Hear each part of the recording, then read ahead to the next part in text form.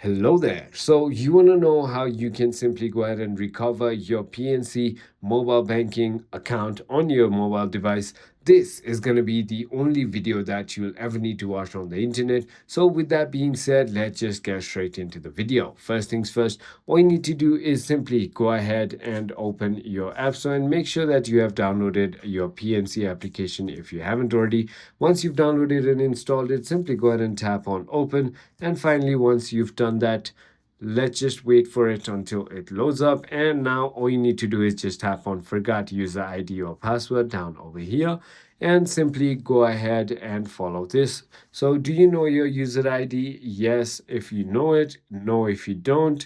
So for example, if you don't, then it will ask you for your SSN, and then it will again ask you for your email or number that is associated with your account, and they'll send you a verification code that you'll have to re-enter back in this application, and they'll let you recreate your password. Same with the yes option. If you know your user ID and if you don't know your password, they're going to send you a code on the email or mobile number that is associated with this account, and all you have to do is just enter that verification code and create a new password. So I hope this video was helpful to you. If it was, hit